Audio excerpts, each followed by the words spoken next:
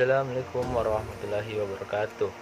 Kembali lagi dengan saya Muhammad Dandi Asyidik, kelas 12 konservasi. Jadi pada video kali ini saya akan menjelaskan materi baru lagi, yaitu tentang mengidentifikasi satwa liar yang dilindungi. Seperti biasanya, sebelum saya melangkah ke penjelasan materi, jangan lupa subscribe channel ini dan komen and share. Thank you. Tujuan pembelajaran dari materi mengidentifikasi jenis satwa liar yang dilindungi ialah: yang pertama, menjelaskan pengertian identifikasi jenis satwa liar yang dilindungi. Yang kedua, menjelaskan cara mengidentifikasi jenis satwa liar yang dilindungi. Dan yang ketiga yaitu mendeskripsikan berapa jenis satwa liar yang dilindungi. Kita masuk ke uraian materi yang pertama, yaitu pengertian identifikasi jenis satwa liar yang dilindungi. Satwa liar yang ada di Indonesia dan bahkan di dunia banyak sekali, baik dari segi jumlah maupun jenisnya. Penting bagi kita untuk mengenal berbagai jenis satwa yang dilindungi, karena dengan mengenal kita akan peduli terhadap keberadaannya. Salah satu cara untuk mengenal adalah melakukan identifikasi jenis satwa itu sendiri. Jadi, identifikasi jenis satwa liar yang dilindungi adalah menetapkan identitas suatu satwa liar yang dilindungi dengan berbagai cara. Masuk ke uraian materi yang kedua, yaitu cara identifikasi jenis satwa liar yang dilindungi. Dalam mengidentifikasi jenis satwa liar yang dilindungi, ada dua cara untuk melakukan identifikasi, yaitu identifikasi secara langsung dan identifikasi secara tidak langsung. Jadi yang pertama kita bahas ini yaitu identifikasi jenis satwa liar yang dilindungi secara langsung. Identifikasi secara langsung bisa secara kasat mata dilihat atau langsung ketemu dengan satwa itu sendiri dengan mengamati ciri-ciri satwa, ukuran dan bentuk tubuh, warna bulu atau kulit dan penanda lainnya. Adapun alat-alat bantu untuk mengidentifikasi jenis satwa liar yang dilindungi ini yaitu seperti binokuler atau monokuler, kamera atau video trap, buku panduan lapangan, dan alat-alat lainnya. Adapun tata cara pelaksanaan identifikasi secara langsung di lapangan ialah: yang pertama, persiapkan tali sheet untuk mencatat data fauna. Yang kedua, tuliskan ciri-ciri fisik yang akan diamati pada tali sheet, seperti bentuk mata, panjang kaki, warna bulu, kulit, ukuran tubuh, dan lain-lain terkait fauna yang akan diamati. Yang ketiga, tuliskan jenis fauna yang termasuk dalam satu famili. Dan yang terakhir ialah beri tanda checklist pada ciri-ciri fauna yang diamati seperti pada contoh tabel identifikasi satwa di bawah. Dan cara yang kedua yaitu mengidentifikasi jenis satwa liar yang dilindungi secara tidak langsung.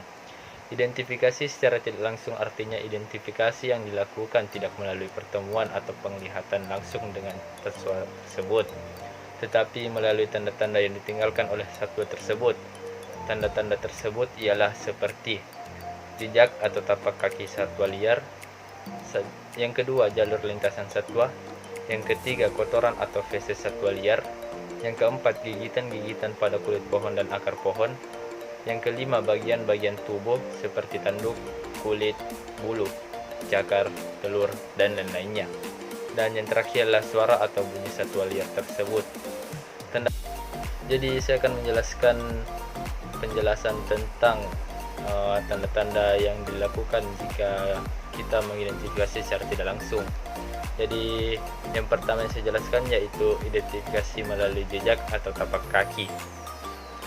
Jejak satwa atau tapak kaki adalah bekas pijakan kaki yang ditanggalkan pada tanah yang dilalui. Pengetahuan dalam bidang morfologi satwa dalam hal ini sangat diperlukan, terutama mengenal bentuk kaki satwa.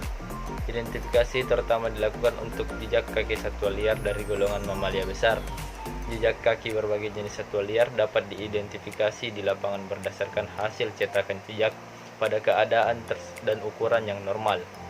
Hal yang penting dalam jejak satwa tersebut adalah bentuk dan ukurannya. Lanjut ke tanda-tanda yang kedua yaitu identifikasi melalui kotoran atau feses. Berapa jenis satwa biasanya mengeluarkan kotoran? Biasanya bentuk maupun bahan feses menunjukkan keadaan yang khas dari suatu satwa liar. Hal penting yang harus diperhatikan dalam penemuan kotoran adalah apakah kotoran masih baru atau sudah lama, menjadi kering, pecah, sudah ditumbuh tanaman rendah. Penemuan feses sangat penting untuk mengetahui jenis satwa liar yang mengeluarkannya, serta untuk mengetahui sudah berapa hari atau berapa minggu satwa tersebut berada di tempat ditemukannya feses. Selanjutnya, tanda-tanda yang ketiga yaitu mengidentifikasi melalui bagian-bagian tubuh satwa. Di antara beberapa jenis satwa, ada yang mempunyai kebiasaan untuk meninggalkan atau melepas bagian-bagian dari badannya, seperti tanduk, tulang, kulit, bulu duri, telur, dan lain-lainnya. Dari bagian-bagian satwa tersebut bisa diketahui jenis satwa di lokasi tersebut dan ada tidaknya suatu jenis satwa di tempat pengamatan. Untuk melakukan ini, perlu pengenalan mengenai anatomi satwa. Satwa dapat meninggalkan bagian-bagian tubuhnya tersebut antara lain di tanah untuk jenis-jenis rusa dan landak, atau di pohon atau semak untuk jenis ular. Lanjut ke tanda yang keempat, yaitu identifikasi melalui suara dan bunyi. Suara adalah sesuatu yang kita dengar dan yang dikeluarkan oleh mulut satwa, sedangkan bunyi sesuatu yang kita dengar sebagai akibat dari tingkah laku suatu jenis satwa, biasanya khas. Dari tanda-tanda suara satwa, kita dapat mengetahui ada tidaknya satwa tersebut di lokasi pengamatan, misalnya suara burung, auman harimau, dan lolongan serigala. Untuk bunyi misalnya dentuman kepala bison, rusa, dan kening gajah.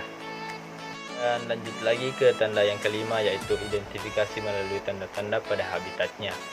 Adanya tanda di habitat dapat menunjukkan bahwa di daerah tersebut ada sesuatu jenis satwa tertentu. Tanda-tanda tersebut diakibatkan oleh tingkah laku satwa seperti halnya dalam mencari makan, waktu kawin, mandi atau berkubang, dan lain-lainnya. Contohnya cakaran pada batang pohon, gigitan pada daun atau ranting kecil, lumpur pada semak pohon, kis-kisan pada tanah, dan lain-lainnya. Contoh identifikasi harimau Sumatera melalui tanda-tanda pada habitat. Yang pertama yaitu adanya tanda garukan atau cakaran pada pohon untuk mempertajam kukunya. Bekas cakaran bisa setinggi 2,5 meter. Pada batang pohon biasanya lebih rendah. Yang kedua, adanya bekas kuku atau cakaran dan gigitan di leher pada bangkai binatang yang dimakannya. Dan yang terakhir ialah adanya pantulan sinar hijau dari matanya di waktu malam hari. Jadi mungkin sampai saat ini saja saya menjelaskan materi tentang mengidentifikasi jenis satwa liar yang dilindungi. Nantikan video-video berikutnya untuk penjelasan yang akan saya jelaskan nanti. Mungkin saya akan melanjutkan materinya di video berikutnya. Terima kasih. Assalamualaikum warahmatullahi wabarakatuh. Jangan lupa subscribe channel. Thank you.